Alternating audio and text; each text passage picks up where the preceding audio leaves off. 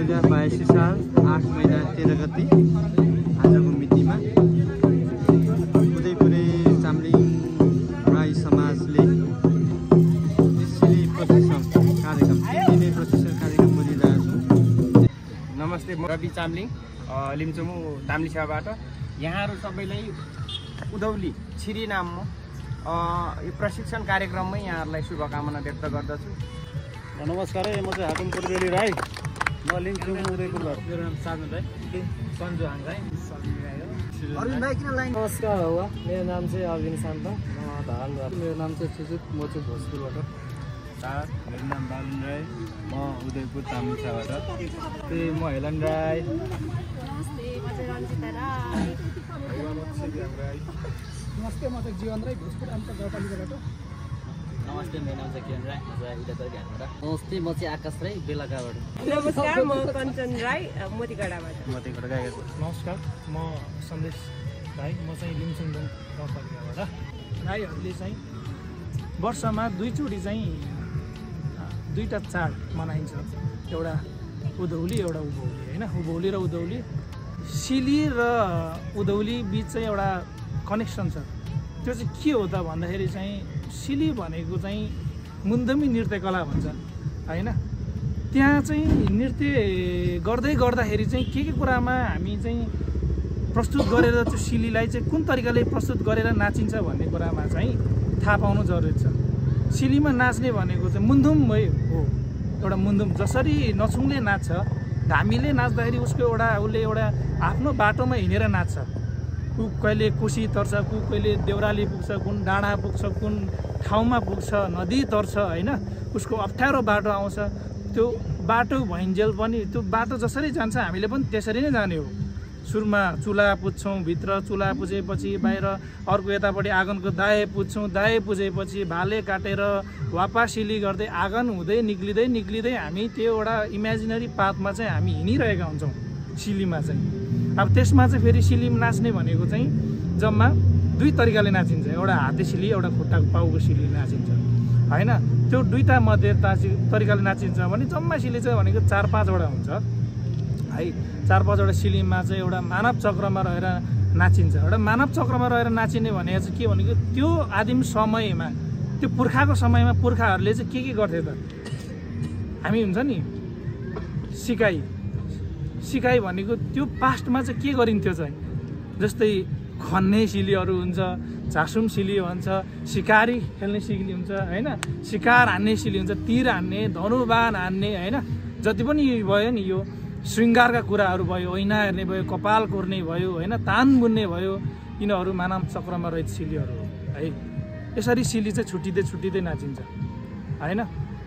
अर्को कुराहरू चाहिँ अब सिलीमै भित्रै गएर नाच्ने हुन्छ, जुन चाहिँ अब सिली मोपाले जुन तरिकाले नचाउनुहुन्छ, अरूले अगुवाईको रूपमा सिली मोपा हुन्छ र अब पछाडि फलोवर्सहरूले पनि त्यही तरिकाले नाच्ने हुन्छ होइन।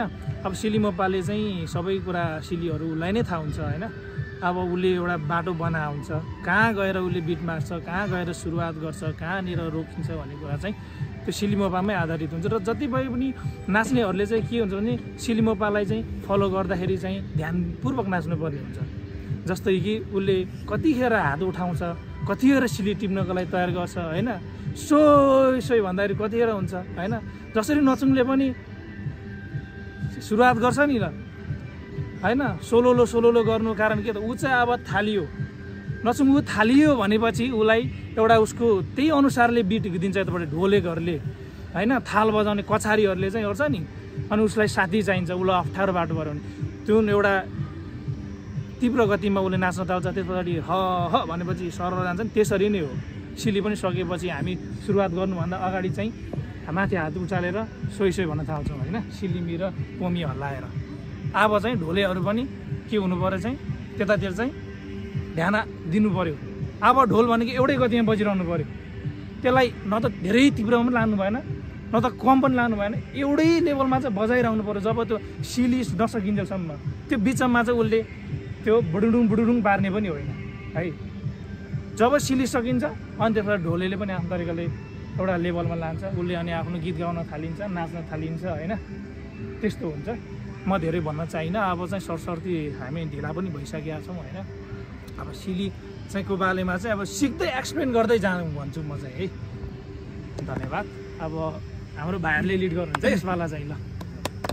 सहिलो सिली मात्र ननाच्नु, सिली मोबाइलले गाह्रो सिली नाचेछ भने चट्ट बिचबाट छोडेर नजानु, त्यो गाह्रो सिली पनि सिक्दिनु। यहाँ धेरै काठमाडौँमा चाहिँ सहिलो सिली मात्र सिक्न चाहन्छ, त्यो मात्र नाच्न चाहन्छ, त्यो नाच्यो या त गाह्रो सिलीसम्म नाच्दिनँ भन्दा अर्कोतिर जान्छ। तर त्यही गाह्रो सिली चाहिँ धेरै पुरानोदेखि चलिरहेको र करेक्ट सिलीहरू गाह्रो सिलीहरू छ र मान्छेहरू नाच्न चाहँदैन। त्यो चाहिँ एकदम सिक्न पनि चाहँदैन त्यो गाह्रो सिली। त्यो गाह्रो सिली चाहिँ सिक्दिनु होला। त्यो चाहिँ पहिल्यैबाट मुन्दुमा चलिआएको सिली हो, लक्ष्मणले नाची आइरहेको सिली हो। त्यसलाई चाहिँ नाच्दिनु होला, सहिलो सिली मात्र ननाच्नु होला। तपाईँलाई सुरु गर्छौँ अब हाम्रो यहाँ कार्यक्रम। ल सुरु गर्छौँ है त ल।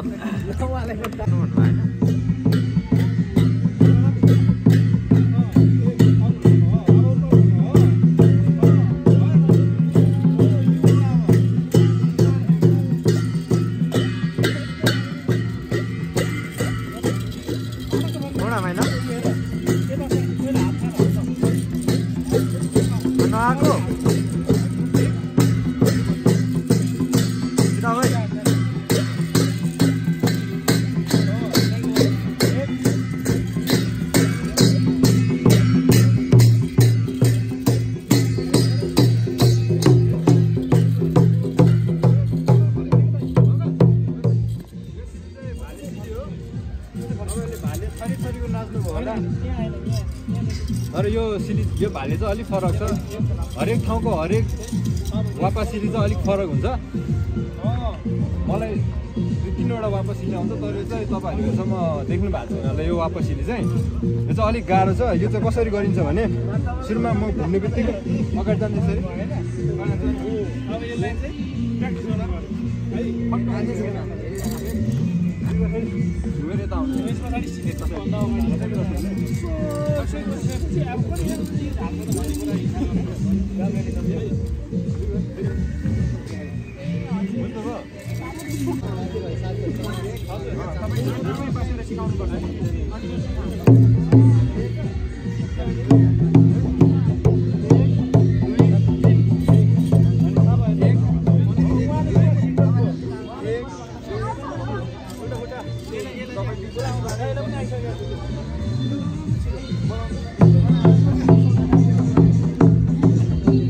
पुरै न्यु कमरहरू हो क्या यता चाहिँ।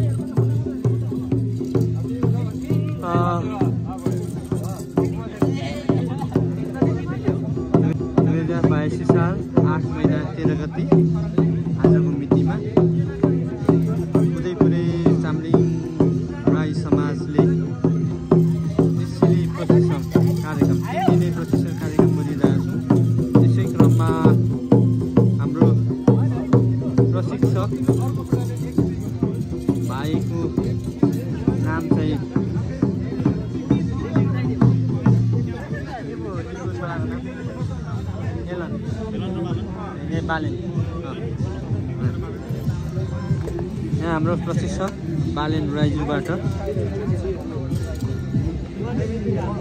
हुँदैछ।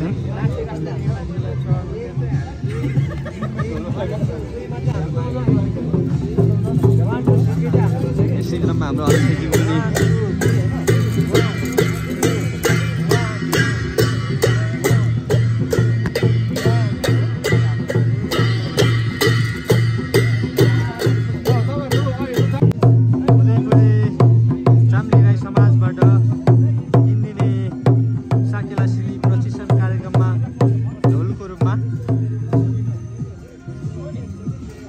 प्रस्तुत भइरहनु भएको हाम्रो हाकुम पूर्वेली हरिराम राईज्यू यसै संस्थाका सदस्य पनि हुनुहुन्छ। साथै यता प्रशिक्षण दिइरहनु हुने हाम्रो यसै संस्थाका सदस्य श्री सन्देश राईज्यू, पछि साथीहरू निकै जमात हुनुहुन्छ र हाम्रो अध्यक्षज्यू पनि यतै आउनु भएको छ। यसै संस्थाका अध्यक्ष श्री रवि कुमार चामलिङ राईज्यू र यो सँगसँगै यता हाम्रो बालनज्यूले पनि यता सिकाइराख्नु भएको छ। हाम्रो भाइ प्रिय भाइ हाम्रो हरिराम छोरा